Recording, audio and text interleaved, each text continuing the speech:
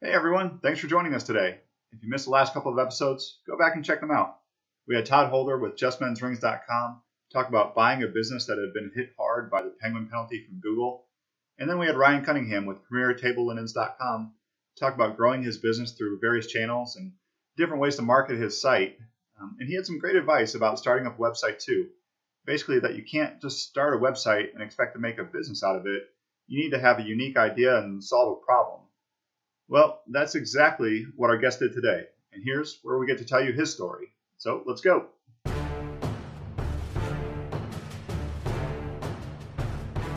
Hello, and welcome to My Digital Story. I'm Jason Gillikin with Triangle Direct Media, and on this podcast we talk about how websites evolve from a simple concept and a domain name to a thriving online business. We'll discuss the successes, the failures, and hopefully get a few great stories along the way.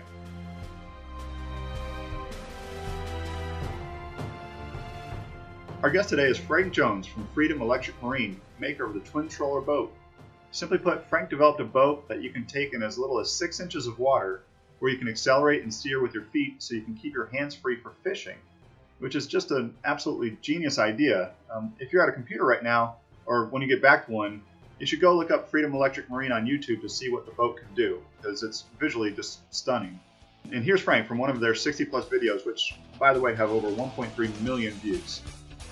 Hi, I'm Frank Jones with Freedom Electric Marine, here to introduce you to a revolutionary small boat, the Twin Troller X10. Whether you're fishing freshwater for bass and panfish, the marsh for snook and redfish, or just enjoying a day on the water, it's lightweight, easy to transport, and can launch just about anywhere. We streamline the hull so it cuts through the water in both forward and reverse. That allows you to control the boat at all times while having your hands free. The X10 has two... So with a great idea like this, and with Frank having some connections in manufacturing, and he had some backing too, it could have been an easy road. Well, not exactly. Unfortunately, the Twin Troller launched in 2007, just before the recession of 2008, which probably wasn't the best timing to launch a $3,000 luxury product. When you have your new business launch in the worst economic downturn of your lifetime, there are some dark days. Fought through them for a couple of years. After that, had a couple of investors actually lined up to kind of get on board, and when that happened, they ran for the hills. So how did Freedom Electric get through the recession? And how did Frank market the business early on? And how does he do it now? Well, here's Frank's story.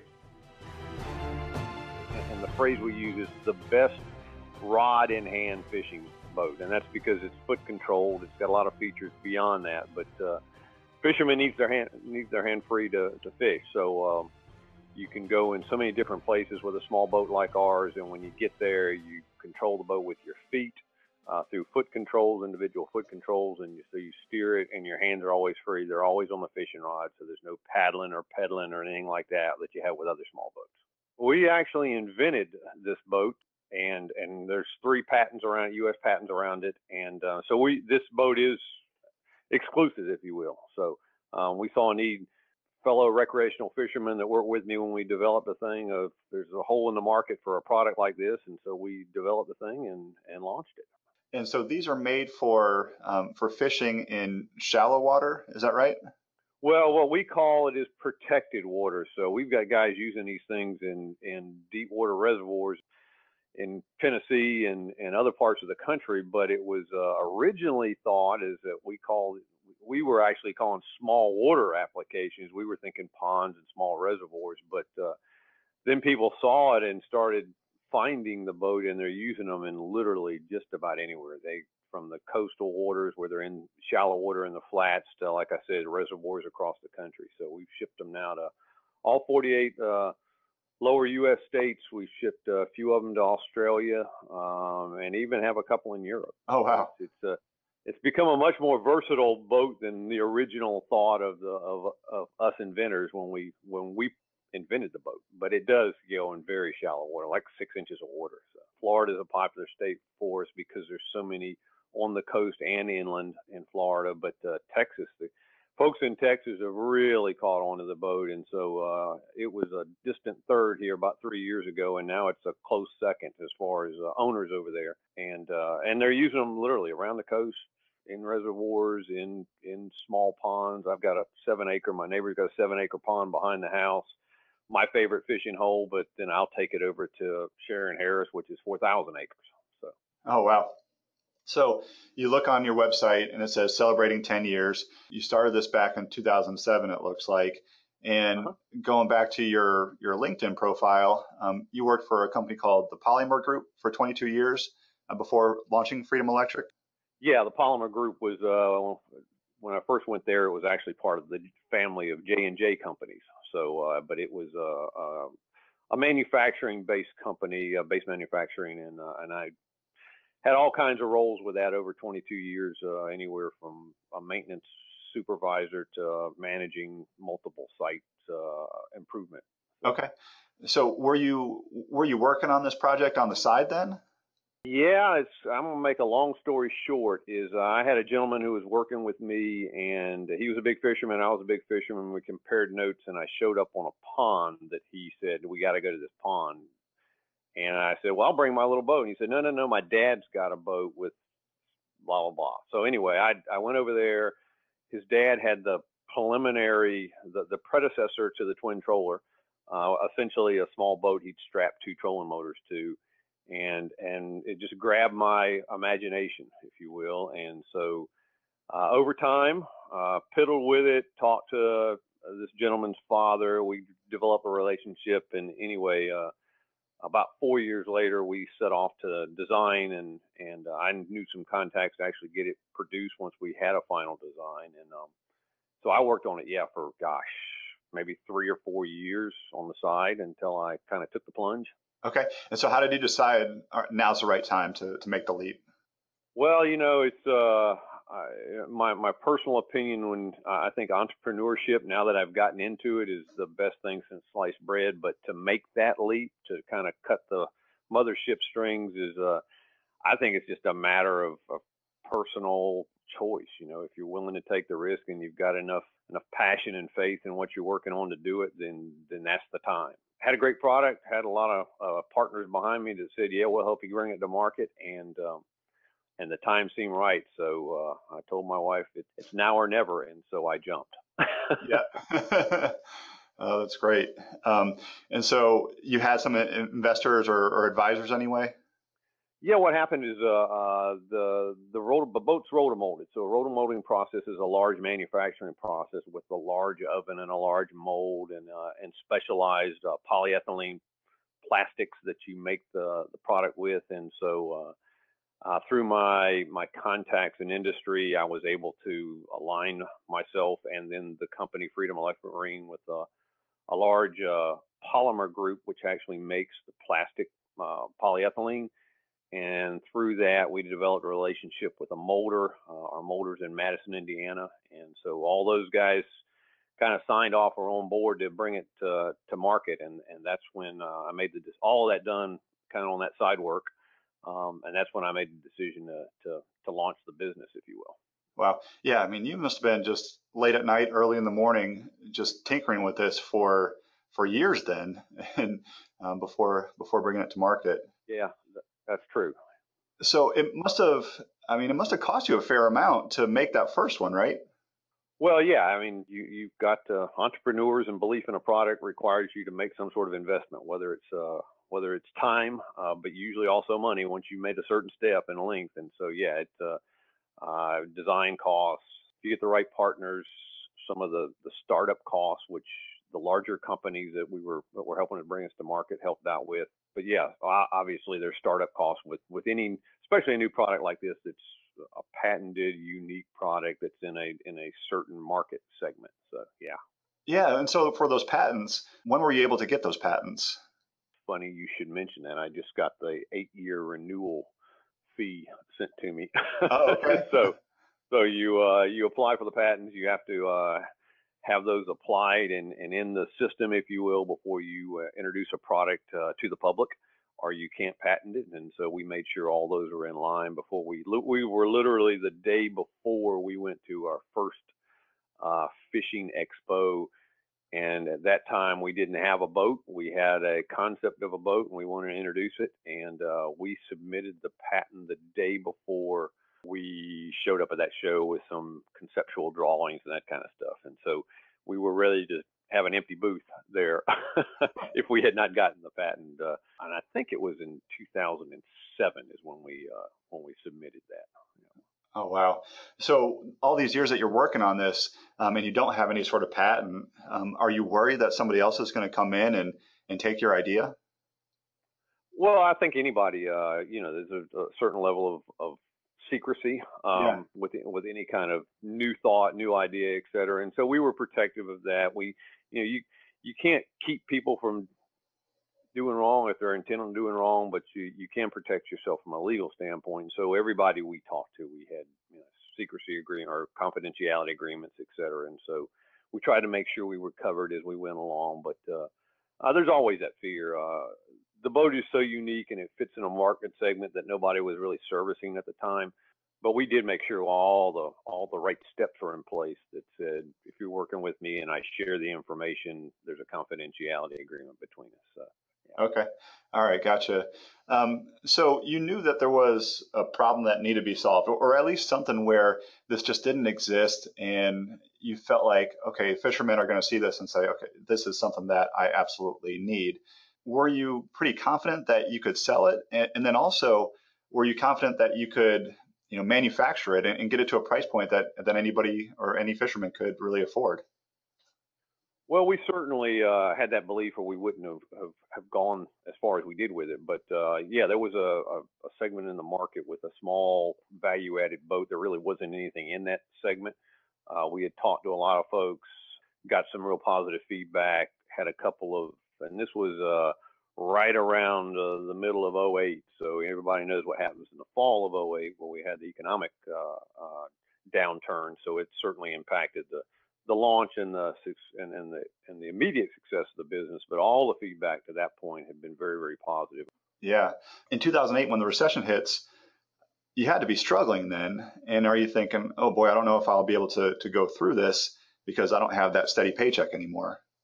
Yeah, I can tell you that when you have your new business launch in the worst economic downturn of your lifetime, there are some dark days. Yeah. So we certainly went through those. We fought through them for a couple of years. After that, had a couple of investors actually lined up to kind of get on board, and when that happened, they ran for the hills. Oh no! But in 2010, had an angel investor get reintroduced to the business model and the product, and so they helped us kind of get through the bottom of the hole. And here in the last 4 years, we've kind of transformed our business model to a direct sales piece on the internet, and we've had, I don't know, 25-30% year-to-year growth since then. So yeah, when did you know then that, okay, I've gotten through the tough times, this is going to work? Well, to be honest, since we launched the product in '08, it was probably well into probably 2011, 2012 before we said, all right, we're getting some traction here. We're starting to be able, and a lot of things were happening in the marketplace where we could economically contact more potential customers on the internet and through Facebook and Instagram that just wasn't there even in '08 when we launched it. So there was a bunch of things going in the market that aligned perfectly, if you will, for us to make it through the valley and start coming out. But it really wasn't until 2012 before we said, and I think they tell you, when you start a new business, I think they say it's as high as like 60% of all new businesses fail in the first 5 years. So we were well towards the end of that 5 years before we felt like, okay, I think this thing is gonna make it. Okay. Yeah, so it's been a long 10 years then, but a challenging but rewarding 10 years, I imagine. Yep, absolutely. I could write a book on what I learned. Yeah, I would read that book. So your initial sales, are they from trade shows then? Is it word of mouth? How are you getting your initial sales? So early on, the kind of the dynamics of the market were different when it comes to how you reach our particular market, which are fishermen, and fishermen have always been the guys we wanted to touch. Were they read magazines, outdoor magazines, etc. Those were the way to get to them. That's where they they got their information. So we went to shows. There's a lot of outdoor expos that we went to. So early on, sold obviously the product there. But then we did hard media magazine ads in some leading magazines across the country, and did that for about 2 years.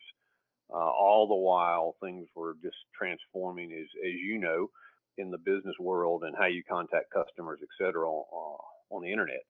And my target customers were starting to adapt in that period. So, but initially it was, I'm going to call traditional market means, which was you go to a boat show and try to introduce as many people as you can, and then you advertise in the hard media, magazines, et cetera. And that's how we were trying to touch, and that's how we reached the customers we did at that time. So. Gotcha. Yeah, that sounds like a grind right there, is traveling to all those trade shows. If that's your means of livelihood, I admire you, because it's a grind through that season. Yeah. So when did you start your website then, and when did you first get a sale from your website? Wow, that's an excellent question. We launched the boat with a website, so obviously that's okay. We had it in there because it was available. That media was there. It's just traditionally my target audience wasn't there, but there were people out there who obviously we could direct them to that. So when we ran a hard magazine ad, we would obviously put the website on it to direct them to that, to learn more about the product. What was frustrating to me is a boat and the product is incredibly dynamic. It's not something you take a snapshot of and you go, oh, I get it. The boat does things and maneuvers and gives you features that the best way to communicate it is through video. And we had at the launch of the business very, very small amount of video and very, very poor quality.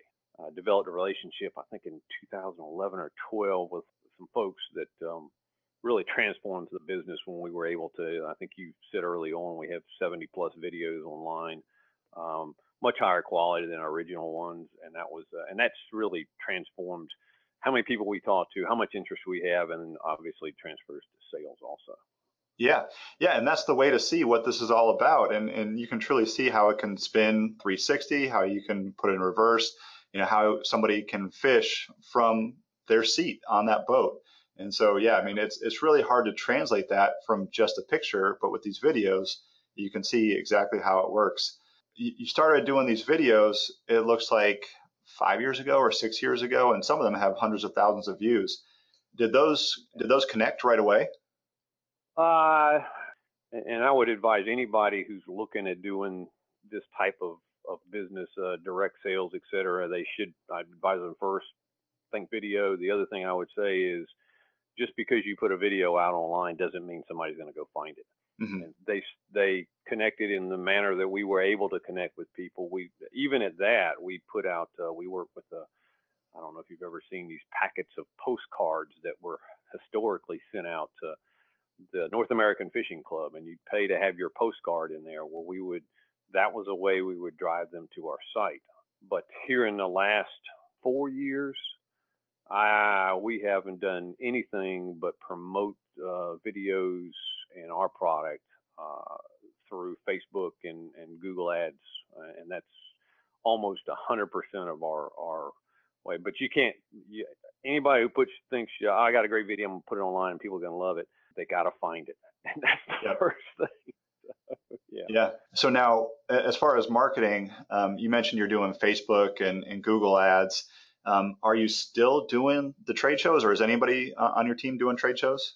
Very limited. I think last year I went to 4. I don't even know if I went to 4. Maybe I went to 3 local ones.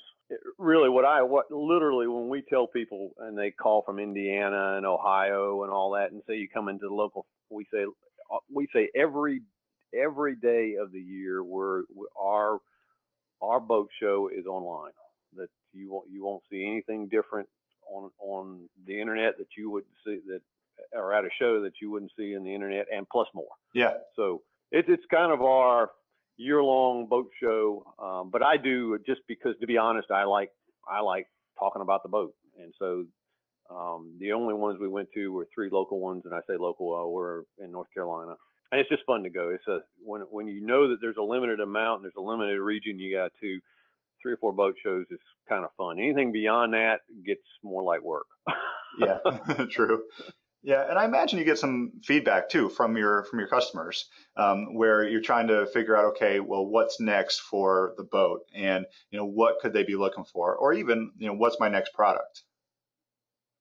Well, certainly, you get suggestions every time you go to those. And again, even our owners and our core market is more focused on the internet and interfacing in there. We provide them a way to contact us on our website, so we get that kind of feedback year long from the website, where somebody will go, "Have you thought about?" Either from their experience on the boat, or they're looking at the boat and said, "I wonder if." And we'll get feedback throughout the year through the website on our contact page, similar to what you get at a show. But certainly, there's nothing replaces the face-to-face conversation. Right. That's a unique experience that I think everybody in business needs to be identifying the opportunity to get that feedback in whatever business they're involved with. So. Gotcha. Okay. And so you're doing AdWords now. You're doing Facebook ads. Any other social media platform ads or email campaigns or remarketing or anything like that?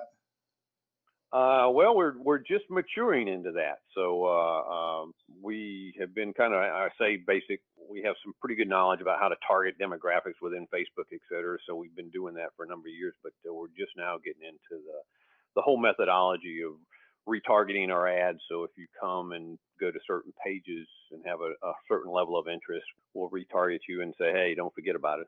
We do a very small amount of email, just enough to keep it active. We've got I want to say we've got over 10,000 folks who have contacted us through our website over the years. And so we'll send out some email blasts to them. Matter of fact, we'll have one coming out here not too long, but it's not systemic, if you will. We do it on a hit and miss, but that's our next level of activity when it comes to electronic advertising, and that is where we'll grow. We will not go back to kind of the hard media piece. Trying to learn a little bit about Instagram and getting engaged with that. We're getting ready to launch a relationship with the financing group that allow a broader range of folks to the ability to purchase our boat. Okay. And through that, we'll expand our demographics on who we target from a marketing standpoint. Okay. And Instagram, some of the folks that are on there will join our list, if you will. Gotcha. Yeah, and with the email campaigns and retargeting, I imagine with this purchase, it's people sometimes that look at it and be like, "Wow, this is really neat, but I don't have the 3,000 right now to buy this. Maybe down the line I can." And so if you're just consistently, poking them every couple of months or however long it is, they'll start to realize, okay, yeah, I think now is a time I can actually buy this. Yeah, I think that's true. Is it? And that's one of the things we've been, if you will, not struggling with. There's a big demographics that currently buys our boat, and we target. The amount of the expenditure is not so hard, but certainly folks, it's not the folks who are a young family with a child, et cetera. That $3,000 up front is a little bit tough on them. So this new financing agreement will allow us to say, all right, it's not $3,000. It's a reasonable payment, and you can have this boat that we truly believe is the best fishing boat, or you wouldn't be looking at it. Through that, we'll as you say, we'll continue to poke at them, and it'll be a much easier decision as opposed to, okay, I finally saved up $3,000 to get this thing. Right. So that financing agreement, is it going to be different payment options, or are you looking at a lower price point? There will be 3 different options. You can do I think we're going with a 12, 18, or 24-month option to purchase whichever you decide, whichever boat package you decide. Okay. And so then you're looking at, if it's a 24-month agreement, maybe it's like $150 a month or something like that, instead of having to. Exactly. Yeah. Wow. Exactly. It's not for, other boats that you have to buy that people claim those lower prices on. Heck, your agreement is for 7, 8 years to purchase a boat. So, if you pay $150 for 24 months, you've got the world's best fishing boat. You don't have to wait 8 years before your actually name's on the title. Wow. Okay. Yeah, it sounds like a great option there. What about seasonality with your business? Do people buy this for Christmas presents? Or is it as the weather is getting warmer, or does it not really matter because it's in Florida and Texas a lot? So is there seasonality to your business? Oh yeah, yeah, definitely. Is it our product is, I won't say an impulse buy, but we target no, not almost, exclusively recreational fishermen. So the fishing season and really building up to the fishing season, because they want the boat for the whole season. And so actually historically March, April, May have been our biggest months, but we've actually seen it started to push back even into February now. So, but that's our peak season. We see we do a lot of promotion around the fall fishing season, and we have another little spike there, August, September time frame, where we're promoting the product more aggressively, if you will. Yeah, and as you're getting a little bit more aggressive too with your Facebook ads and with Google ads, I wonder if you're going to see that spike for the holiday shopping season as well. We're going to play with that pretty hard this year. So this will be the first season we've got the financing option out there, and we certainly in the past years have had November has been a pretty good year, a month from an off-season month standpoint. But this year we'll spend more time trying to focus on either treat yourself or treat your favorite fisherman to the world's best fishing boat. I like it. Treat your favorite fisherman. Yeah. So with the website now, it looks like you're on WordPress. Well, we're matter of fact, this is part of the agreement or the work we're going to do with the finance group. We've actually identified WooCommerce as a plugin, which is a plugin for WordPress, and we're rebuilding our shopping cart. So the last 2 years, we've been trying to focus on it. Used to be people would just call in, and 75% of our sales were call-ins. We started focusing on our video content and how it's presented online, as well as the ease of purchase. And probably last year, I'd say half of our sales, better than half of our sales were, and that percentage is growing, were just direct from the website. So you go in, you make your selections, and you purchase from our website. And we believe that the new WooCommerce application is going to even improve that. So I don't know if we'll move to a different format or not. WooCommerce has a lot of flexibility that we haven't had in the past, and so it should service us well for, I'm going to say, the foreseeable future anyway. Yeah, and that's good. I mean, WordPress and WooCommerce are easy to work with too. So that's exactly what you need. So it sounds like things are going in the right direction after getting through the tough times from the early years of the business. In that you're growing, you're doing these ads, you're moving into a more streamlined internet presence and an easier way for your customers to buy. You're not doing the trade shows. What are your challenges right now, and what keeps you up at night? Gosh, that's a good question. So the keeping me up at night is just as I mentioned earlier, we've been growing 25 to 30%. This financing option we think has, for everybody we've talked to, has tremendous upside. So to be honest, scaling the growth, how do you manage growth effectively as you get more popular, you contact more people, you sell more product? That's the next great challenge from an entrepreneur is once you launch it, you got to figure out how to grow it. And so that scaling of the growth is probably my number one concern, because with that sales growth comes an increase in activity, and somehow it's got to get done. Right. And so do you have a process in place for that? I mean, do you have a manufacturer that can handle everything? Well, from our manufacturing standpoint, yes, because we use a contract manufacturing. So we've got some great partners who, when you order a product from them, we send them the purchase order, and they ship it out, and they're larger. I tell people we're the smallest large boat company you'll ever see, and that there's a very small support group within the Freedom Electric Marine piece, but we're working with companies that have a total of maybe 1,500 employees. So it's not just us; it's a bunch of great folks who are partnered with to get you the world's best fishing boat. And certainly from that standpoint, we're scalable. Where the challenge comes is the smaller support group of Freedom Electric. Is that there's still stuff that's got to be done on that end. and that's where the scaling comes into play. Sure. Okay, I got you. And so, how many boats are you going to sell this year? And then, what do you think you're going to do next year?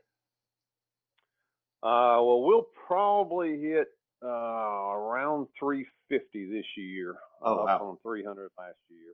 With the financing wild card out there, we really, we under normal circumstances, I would project we'd keep growing at 20 to 30% because the market is that large and we just haven't penetrated it very much. But with the financing option, it changes the dynamics of what we're doing.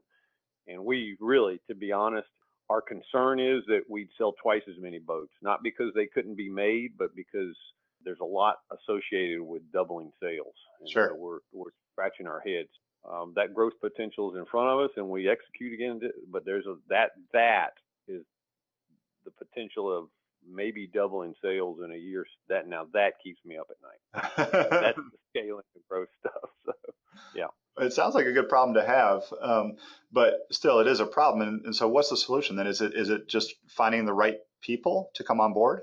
One of the challenges that all entrepreneurs have as their business grows is you normally have more than one person can do, but not enough for two people to do. And Sure. so you have this black hole, if you will, you have to make a commitment. Well, I'm going to pour money in that hole, knowing that being able to focus my efforts more on sales, et cetera, and growth of the business will fill that second person up.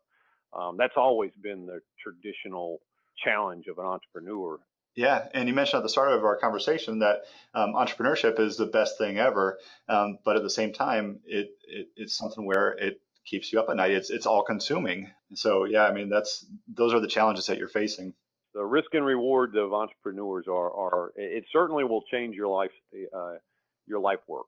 There's no doubt about that. Yep. You mentioned that you're a very small piece of the market right now. What could you potentially get to? Like, how many boats could you potentially sell? And from there, where do you see Freedom Electric Marine 10 years from now? Well, there is a different but same market segment product out there that we think we're better than, but they are produced and promoted and sold by a much larger company, so they're much better known than us. And I know that their sales are they're better than 10 times what we do annually. So the upside is obviously significant. Even if we doubled our sales and went to 700 next year, we feel like there's tremendous upside well beyond that. Our goal is to be the number one small fishing boat literally in the country. Obviously, we'd like to at some point be able to transition that and get things in place to say we're the number one in the world, but we're not there yet. Just because of the size of the market. Even just in North America, there's over 40 million recreational anglers. So they're not all potential customers for us, but a whole bunch of them are. So Yeah. Our efforts is to how do you segment them, how do you target them effectively, and then how do you grow this product in our customer base in a way that makes sense. But 10 years from now, I want the twin troller to be a household name. And when somebody thinks about, hey, I want a boat that I can use on an everyday basis and enjoy what I love to enjoy, which is recreational fishermen, the first thing they think about is a twin troller. Yeah, absolutely. And you're just tapping in the market now in the United States. And then you mentioned it's going international. And I imagine that's a way to expand as well, is just increasing the market internationally. So there's seems like so much more room for growth there. So Freedom Electric Marine, you've got the twin troller. Is there anything down the line where you think, okay, we're going to launch a different boat or a different product?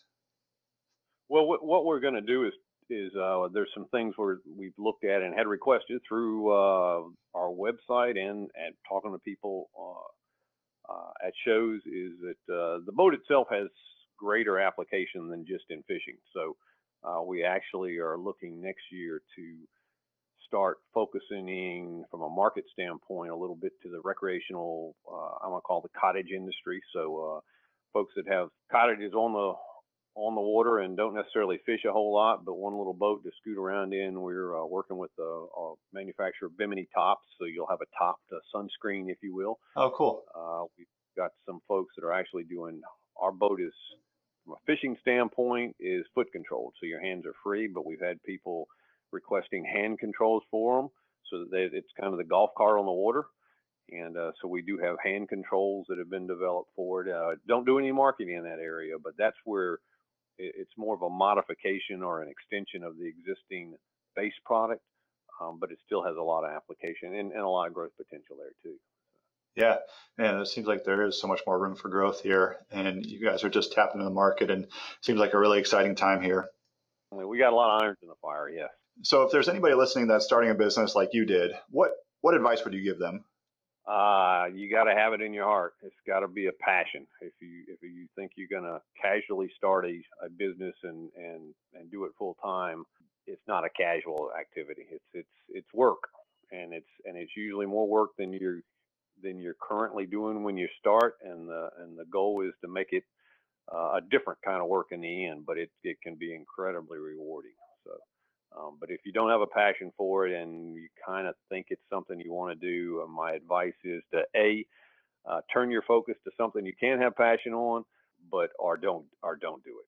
It's just it's work and heartache, and it's completely different. But it is an analogy to say it's like raising a kid. You just, there's a lot of heartache involved and a lot of reward as it grows.